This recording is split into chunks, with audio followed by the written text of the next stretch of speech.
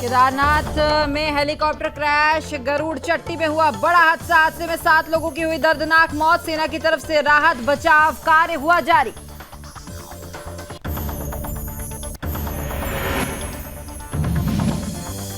अपर मुख्य सचिव गृह राधा रतूड़ी का बड़ा बयान। राधा रतूड़ी ने कहा, आपराधिक मामलों का निरस्तीकरण सही ढंग से होना चाहिए। उत्तराखंड पुलिस के साथ साथ यूपी पुलिस भी कर रही है अच्छा कार्य।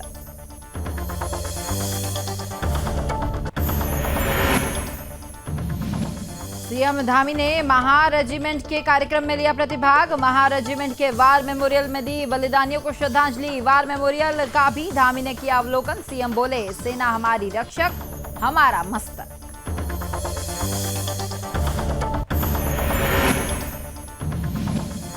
राज्यपाल गुरमीत सिंह पहुंचे हर्षिल। राज्यपाल ने आईटीबीपी के जवानों से की मुलाकात। राज्यपाल ने सैनिकों को दीपावली पर्व की दी शुभकामनाएं।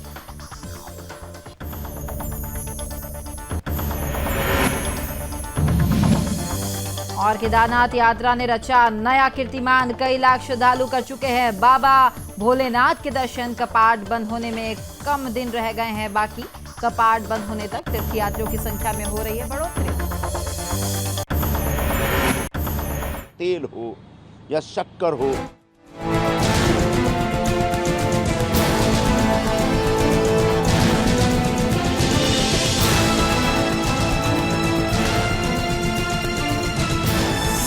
आप देख रहे हैं सुदर्शन न्यूज। नमस्कार, सुदर्शन न्यूज देख रहे हैं आप और मैं हूं आपके साथ स्मारिका ठाकरे। इस बीच सीएम योगी आदित्यनाथ देवरिया से क्या कुछ कह रहे हैं, आइए आपको सुनवाते हैं। नौजवानों को उच्च शिक्षा की उत्तम व्यवस्था का केंद्र वहां पर विकसित हो सके, इस दिशा में हम सबको प्रयास करना होगा। भाइयों बहनों, बहुत कुछ है करने के लिए और हम लोगों ने पहले भी कहा है कि देवरिया और कुशीनगर की धरती तो सोना उगलने का काम कर सकती है। यहां पर हमें उस प्रकार की सुविधा के लिए अपने आप को तैयार करना होगा। खाद्यान्न, दुनिया में खाद्यान्न का संकट आने वाला है। हमारे किसान को आधुनिक खेती के तकनीक और खासतौर पर प्राकृतिक खेती की ओर जाने के लिए तैयारी करनी चाहिए। प्राकृतिक खेती गौ आधारित खेती है। इसमें कम लागत में अधिक उत्पादन है। अतिवृष्टि या फिर अनावृष्टि का उस पर बहुत प्रभाव नहीं पड़ेगा, लेकिन उत्पादन बहुत अच्छा होगा। विष मुक्त खेती होगी, मार्केट में दाम अच्छा मिलेगा और दुनिया के मार्केट में भारत का खाद्यान्न छा जाएगा। और दुनिया के मार्केट में अगर यहां का चावल, यहां का गेहूं, यहां का तिलहन, यहां का दलहन, यहां की सब्जी, यहां का फल अगर जाता है तो एक्सपोर्ट करने के बाद जो आमदनी होगी वह देश की तो आमदनी होगी। किसान भी यहां पर आर्थिक रूप से समुन्नत होगा, मजबूत होगा। उस दिशा में हमें प्रयास करने होंगे, एफपीओज के गठन करने होंगे, उस दिशा में प्रशिक्षण देना होगा, उसको तेज करना होगा। कृषि विभाग ने इस दिशा में बेहतर कार्य आगे बढ़ाया है और उसके लिए आवश्यकता पड़ती है अच्छे सेंटर ऑफ एक्सीलेंस की स्थापना का। उसके लिए आवश्यकता पड़ती है तो नए विश्वविद्यालयों के निर्माण का, क्योंकि राष्ट्रीय शिक्षा नीति में हर जनपद में एक विश्वविद्यालय भी बनना है और उन विश्वविद्यालयों की स्थापना की दिशा में भी हमें प्रयास करना चाहिए। अब आवश्यक नहीं कि हम किसी एक विषय को लेकर के विश्वविद्यालय बनाएं। अब तो हर विश्वविद्यालयों में हर प्रकार के पाठ्यक्रम एक साथ भी प्रारंभ हो सकते हैं और उन कार्यक्रमों को एक साथ आगे बढ़ा करके हम लोग अपने नौजवान के सामने देश और दुनिया के लिए अनेक अवसर प्रदान कर सकते हैं। स्किल डेवलपमेंट उसमें एक क्षेत्र हो सकता है। खाद्यान्न उत्पादन में अच्छी तकनीक के माध्यम से आगे बढ़ाने का कार्य हो सकता है। पशुपालन के माध्यम से उन्नत किस्म का भारतीय नस्ल के गोवंश और भैंसों की अच्छी किस्मों को आगे बढ़ा करके उसके माध्यम से भी हम दुग्ध उत्पादन में किसान की आमदनी को कई गुना बढ़ाने का कार्य कर सकते हैं। मुझे पूरा विश्वास है आप इस प्रदर्शनी से प्रेरणा लेंगे और इसके माध्यम से बहुत कुछ आपने किया भी होगा। जो आपने किया है आप बताएंगे कृषि विभाग को। जो आप में कमी है वह कृषि विभाग आपको सहयोग करेगा और आप देखेंगे एक साथ मिलकर के व्यवस्था आगे बढ़ेगी। आज के इस अवसर पर मैं एक बार फिर से देवरिया जनपद को विधानसभा चुनाव में सहयोग करने के लिए। तो इस बीच एक बड़ी खबर निकलकर सामने आ रही है, उसका रुख करेंगे। आपको बताएं, दाऊद इब्राहिम पर पाकिस्तान की चुप्पी निकलकर सामने आई। इंटरपोल सभा में जब सवाल पूछा गया तब पाकिस्तान के अधिकारी सवालों से भागते हुए नजर आए। ये वीडियो और ये फुटेज भी आप देखिए कि किस तरीके से जब उनसे दाऊद इब्राहिम पर सवाल पूछा गया तब इंटरपोल सभा में सवाल पूछने के दौरान पाकिस्तानी अधिकारी ने सवाल का जवाब देने से साफ तौर पर मना कर दिया।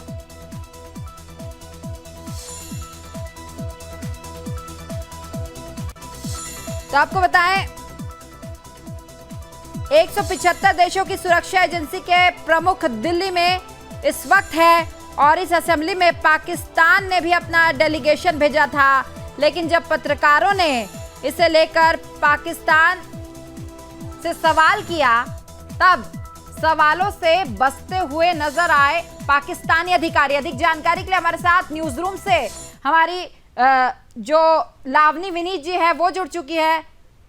मेरी सहयोगी लावनी जी मेरे साथ जुड़ चुकी है। लावनी, किस तरीके से अब पाकिस्तान का चेहरा बेनकाब होता हुआ नजर आ रहा है, क्योंकि जब इंटरपोल सभा में सवाल पूछा गया तो पाकिस्तानी अधिकारी दाऊद इब्राहिम के सवाल पर भागते हुए नजर आए।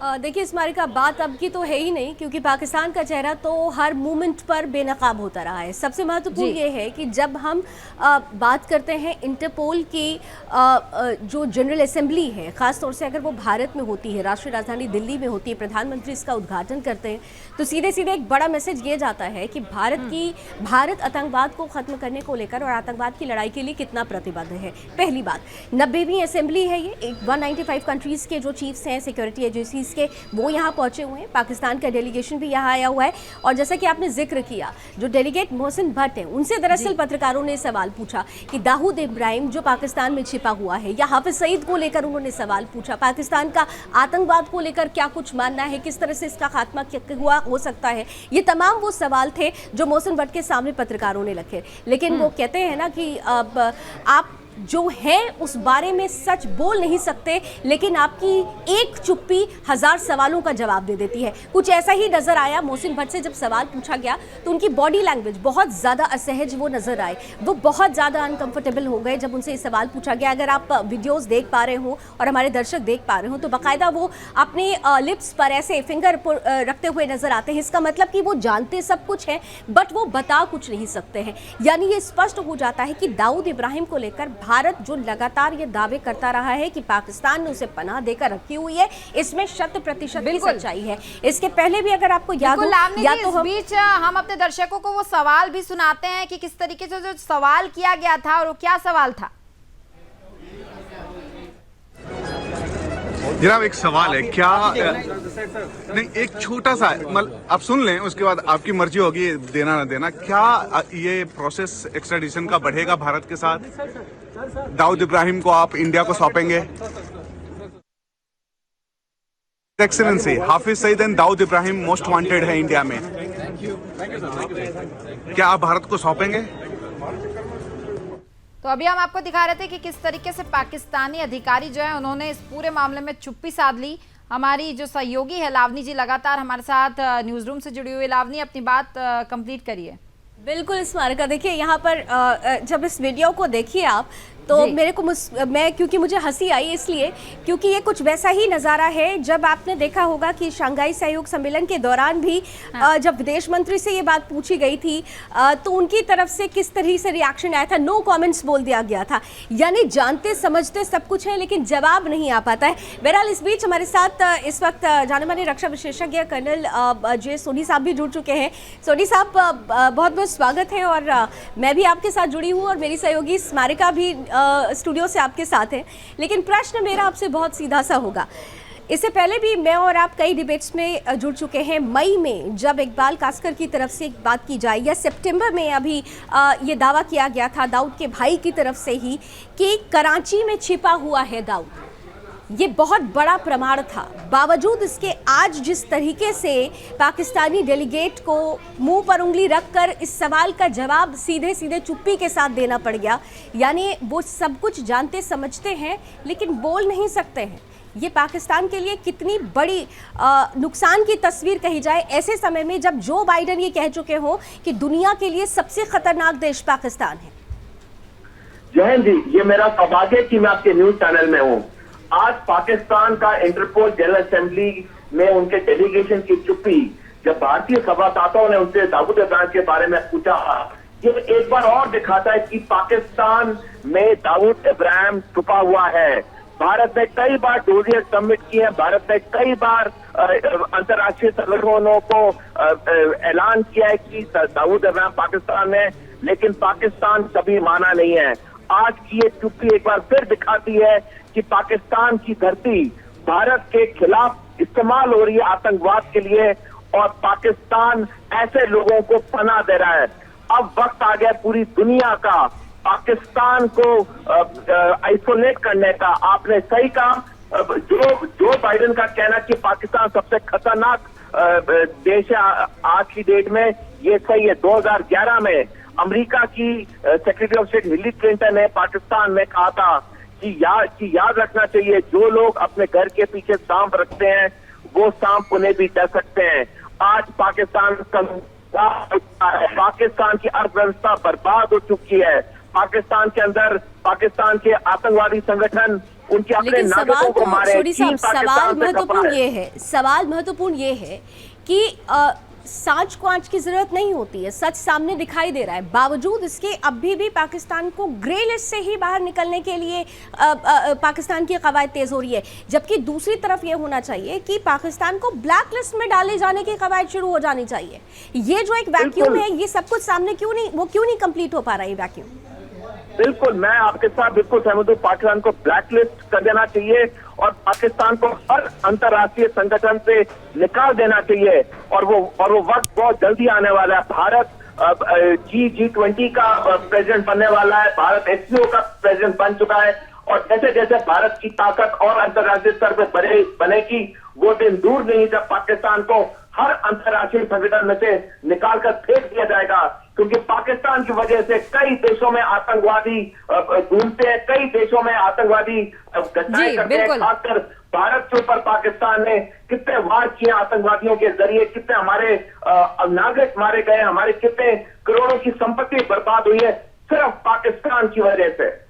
बिल्कुल, तमाम जानकारी के लिए आपका बहुत बहुत धन्यवाद हमारे साथ जुड़ने के लिए जय सोडी जी, और साथ ही लालनी विनीत जी, आपका भी बहुत बहुत धन्यवाद। तो आपको बताएं, पाकिस्तान से के अधिकारी से जब सवाल पूछा गया दाऊद इब्राहिम क्या पाक में हैं, इस पर उन्होंने चुप्पी साध ली, और बकायदा वो वीडियो भी हमने दिखाया कि किस तरीके से जब ये सवाल उनसे पूछा गया तो ये चुप्पी साध ली गई। तो ये जो है बताने के लिए काफ़ी है कि पाकिस्तान जो है दाऊद इब्राहिम हो या फिर जो आतंकवाद हो, किस तरीके से इन्हें पनाह दे रहा है। तो चलिए अब खबरों में आगे बढ़ेंगे और बात करेंगे उत्तराखंड की। बाबा केदारनाथ के धाम में एक बड़ा हादसा हो गया है। यहाँ यात्रियों को लेकर जा रहा हेलीकॉप्टर जो है वो क्रैश हो गया, और इस हादसे में 7 लोगों की दर्दनाक तरीके से मौत की सूचना भी निकलकर सामने आई। आपको बताएं कि हादसा गरुड़ चट्टी के पास हुआ है, जिसमें कई लोगों की जान चली गई है। देखिए हमारे इस खास रिपोर्ट में।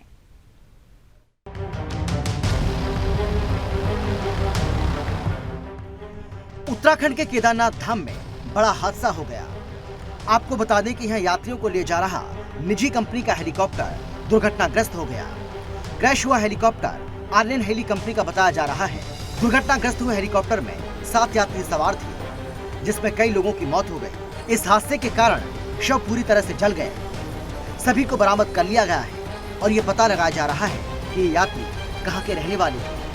हादसा उस समय हुआ जब हेलीकॉप्टर यात्रियों को वापस लेकर जा रहा था। आपको बता दें कि घने कोहरे के चलते ये हादसा हुआ। दरअसल इस वक्त केदारनाथ धाम में हल्की बर्फबारी हो रही है। हादसा सामने आने के बाद कई सवाल भी उठ रहे हैं।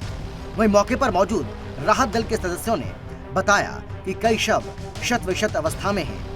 शव जल चुके हैं, कुछ के अंग यहाँ वहाँ बिखरे हुए हैं। मौसम खराब होने के कारण इनका पता लगाने में परेशानी आ रही है। वहीं इस पूरे मामले में जानकारों का कहना है कि खराब मौसम के चलते हेलीकॉप्टर सेवा को रोक दिया जाता है। लेकिन इस बार ऐसा नहीं किया गया। दरअसल बहुत जल्द केदारनाथ धाम के कपाट बंद होने वाले हैं। इससे पहले तीर्थयात्रियों की भारी भीड़ यहाँ देखी जा रही है। कई बार ये हेली कंपनियां बिजनेस करने के लिए मुश्किल हालात में भी हेलीकॉप्टर उड़ान के लिए पायलट पर दबाव डालती हैं। हालांकि हेलीकॉप्टर उड़ाना है या नहीं, ये फैसला पूरी तरह से पायलट पर ही निर्भर करता है। लेकिन बिजनेस के लिए पायलट पर दबाव बनाने की बात भी सामने आ रही है। घटना स्थल पर राहत और बचाव का काम जारी है। वहीं इस हादसे पर उत्तराखंड के सीएम पुष्कर सिंह धामी समेत कई नेताओं ने दुख जताया है। साथ ही सीएम धामी ने राहत बचाव के निर्देश भी जारी किए। इस हादसे के सामने आने के बाद लोगों के मन में कई सवाल भी उठ रहे हैं कि आखिर ये घटना कैसे हुई। फिलहाल इस पूरे घटना की विस्तार से जानकारी जुटाई जा रही है। सुदर्शन न्यूज के लिए प्रीति झा की रिपोर्ट। तो उत्तराखंड में एक बड़ा हेलीकॉप्टर हादसा आज सुबह 12 बजे के करीब हुआ है। केदारनाथ में हादसा हुआ है और अब तक 7 लोगों की जो है इसमें मौत हो गई। तो चलिए खबरों में आगे बढ़ेंगे। अब बात करेंगे उत्तर प्रदेश पुलिस की। जी आपको बताया, उत्तर प्रदेश पुलिस की फायरिंग में काशीपुर में ब्लॉक प्रमुख की पत्नी की मौत हो गई है। अब इस पूरे मामले में यूपी पुलिस और साथ ही उत्तराखंड की जो पुलिस है वो आमने सामने आ गई और इसी कड़ी में यूपी पुलिस पर उत्तराखंड की ACS होम राधा रतूड़ी ने एक बड़ा बयान दिया है। आपको बताया कि सोमवार को कानून व्यवस्था की समीक्षा बैठक के बाद प्रेस वार्ता में ACS राधा रतूड़ी ने कहा कि आपराधिक मामले का निस्तारण जो है वो सही ढंग से होना चाहिए, किसी भी निर्दोष को नहीं पकड़ना चाहिए। और साथ ही SES ने यह भी कहा कि कई मामलों में उत्तराखंड और यूपी पुलिस मिलकर काम करते हैं और मामला सुलझाते हैं। उत्तराखंड और साथ ही उत्तर प्रदेश पुलिस अच्छा काम कर रही है। कई आपराधिक मामलों में दोनों राज्यों की पुलिस मिलकर काम कर रही है और उनका खुलासा भी लगातार कर रही है। बड़े बड़े अपराधी जो हैं वो पकड़े भी जा रहे हैं। इतना ही नहीं, ACS ने कहा कि प्रदेश में आपराधिक घटनाओं को लेकर सरकार और स्वयं मुख्यमंत्री ने चिंता व्यक्त की है। CM ने निर्देश देते हुए कहा कि प्रदेश में इस तरह की घटनाएं नहीं होनी चाहिए। उन्होंने आगे कहा कि क्राइम का निस्तारण सही ढंग से होना चाहिए।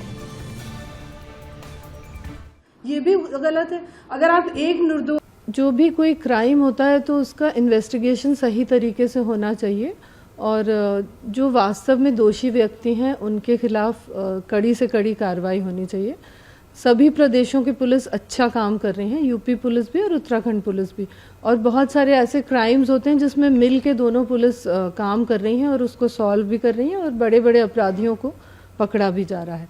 तो आशय सिर्फ इतना ही था कि कोई निर्दोष व्यक्ति किसी भी केस में ना फंस जाए और जो वास्तव में दोषी व्यक्ति हैं उनके विरुद्ध ही पुलिस कार्रवाई।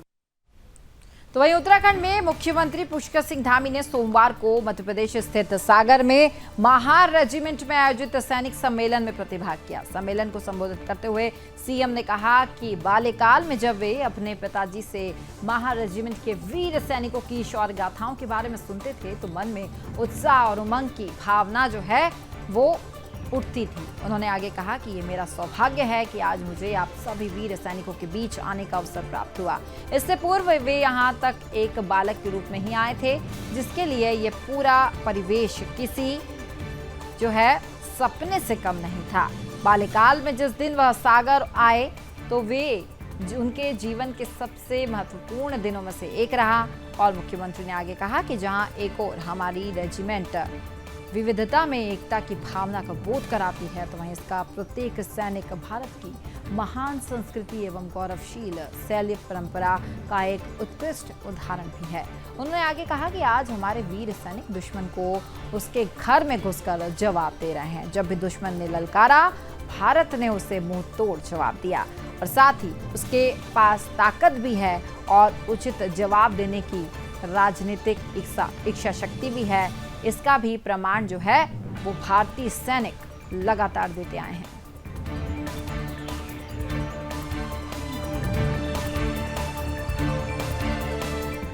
तो वहीं उत्तराखंड के राज्यपाल लेफ्टिनेंट जनरल गुरमीत सिंह सोमवार को हर्षिल पहुंचे। अपने तय कार्यक्रम के अनुसार जो है राज्यपाल ने हर्षिल में दीपावली से पूर्व सेना और भारत तिब्बत सीमा पुलिस ITBP के जवानों से मुलाकात की। इस दौरान राज्यपाल ने सैनिकों और उनके परिवारजनों की को जो है रोशनी के पर्व दीपावली की हार्दिक शुभकामनाएं भी दी। उन्होंने कहा कि देश सेवा सर्वोच्च सेवा है और हम सभी सौभाग्यशाली हैं कि हमें उत्तराखंड भूमि और साथ ही संतों की भूमि में सेवा करने का अवसर मिला है। आप सभी सैनिक अपना कार्य अच्छे से निर्वहन कर रहे हैं, जिस पर हम सभी को गर्व हो रहा है। साथ ही राज्यपाल ने आगे कहा कि गलवान घाटी का भी उन्होंने इस दौरान जिक्र किया। उन्होंने कहा कि हमारे सैनिकों की अनेक वीर गाथा रही है जो हमारे लिए आदर्श रही। उन्होंने सैनिकों के साथ बातचीत करते हुए हर्षिल और नेलांग घाटी के बारे में अपने अनुभव भी साझा किए। राज्यपाल ने कहा कि सेवा काल के दौरान उन्होंने हर्षिल और नेलांग को बहुत करीब से देखा है।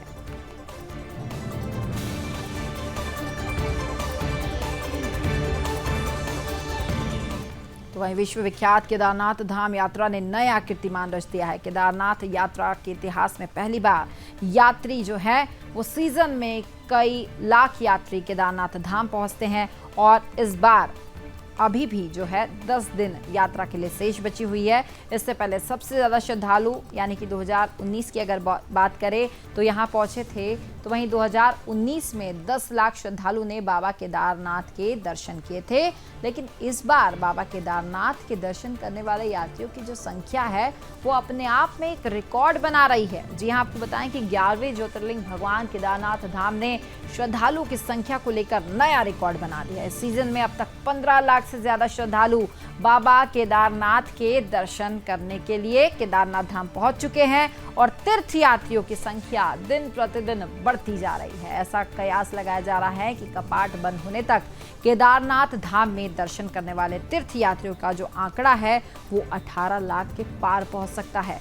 भले ही अभी बाबा केदारनाथ के कपाट बंद होने के लिए कम दिन बचे हो, लेकिन तीर्थ यात्रियों का आना कम नहीं हो रहा है, बल्कि तीर्थयात्री की जो संख्या है वो बाबा केदार के दर्शन के लिए दिन प्रतिदिन बढ़ती हुई नजर आ रही है। हम आपको तस्वीरें भी लगातार दिखा रहे हैं केदारनाथ धाम की। आप देखिए किस तरीके से जो यात्रियों का जमावड़ा है वो लगा हुआ है। कई लाख श्रद्धालु बाबा केदारनाथ के दर्शन करने के लिए पहुंच रहे हैं और कपाट बंद होने में मात्र 10 दिन का समय बचा है और सभी यात्री जो हैं बाबा भोलेनाथ के दर्शन करने के इच्छुक है और सभी बड़ी संख्या में केदारनाथ धाम पहुंच रहे हैं।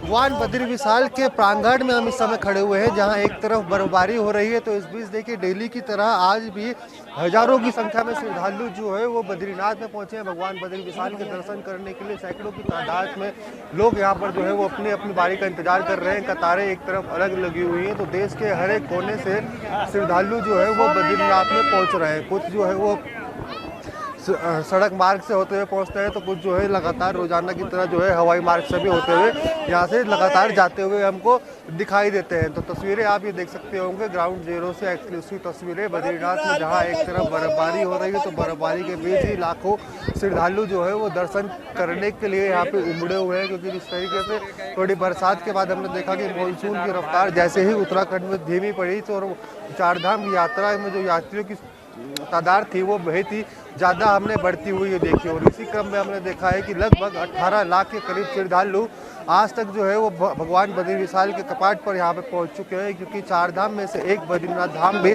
प्रसिद्ध धाम है, जहाँ देश और विदेश से सभी लोग जो है वो दर्शन करने आते हैं, अपना माथा टेकने आते हैं। वो कहते हैं ना कि जो भी भगवान बद्री के द्वार पर आ जाए वो यहाँ से खाली हाथ नहीं जाता और उसे वापस आने की एक तरीके से जरूरत नहीं पड़ती। कैमरा पर्सन स्पर्श पाठक के साथ में कृष्णा कुमार, सुदर्शन न्यूज़, देहरादून। तो भगवान बद्री विशाल के प्रांगण में हम इस समय मौजूद है, जहां एक तरफ बर्फबारी भी हो रही है तो वहीं हजारों की संख्या में श्रद्धालु जो है वो दर्शन करने पहुंच रहे हैं, बाबा के दर पर माथा टेकने पहुंच रहे हैं। कुछ श्रद्धालु उत्तराखंड के अन्य प्रदेश से यहाँ पर आए हुए हैं, इनसे हम बातचीत करेंगे। भाई साहब, क्या नाम है आपका और कहाँ से आप आए हैं? डिस्ट्रिक्ट शामली, गाँव मलहंडी। क्या आस्था मानते हैं भगवान बद्री विशाल में? ज़्यादा आस्था मानते हैं जी, कई बार आ चुके हैं, पहली बार भी।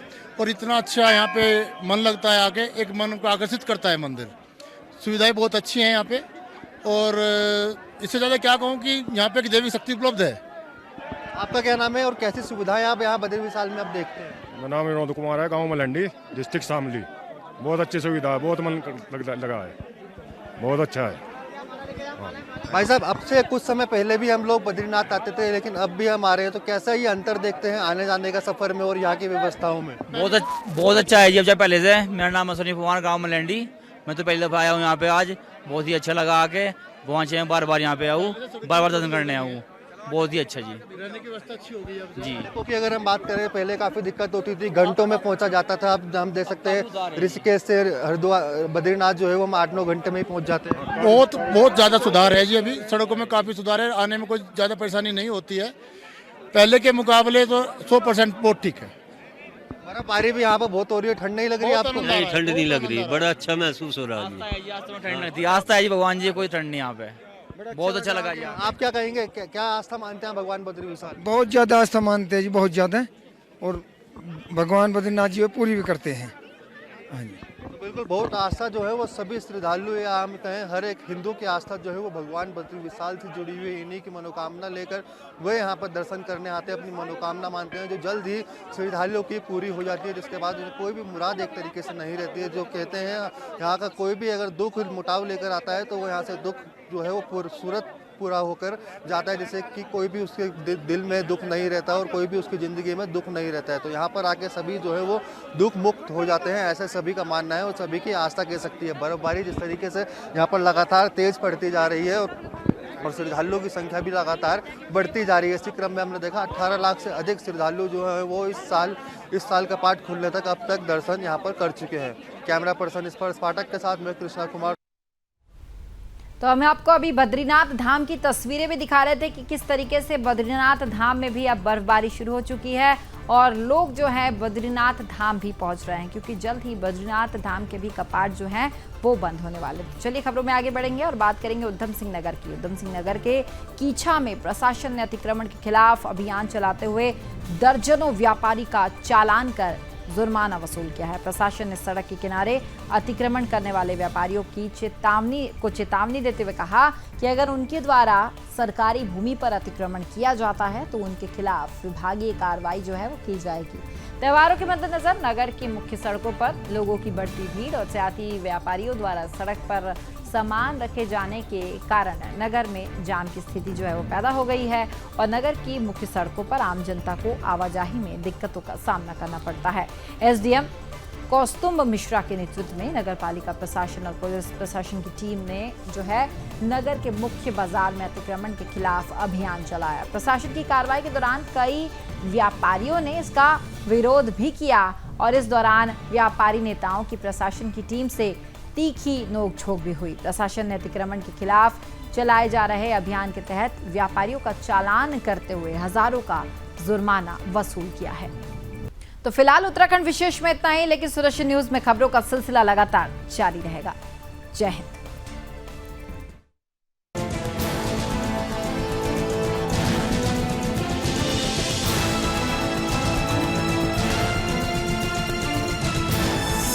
आप देख रहे हैं सुदर्शन न्यूज।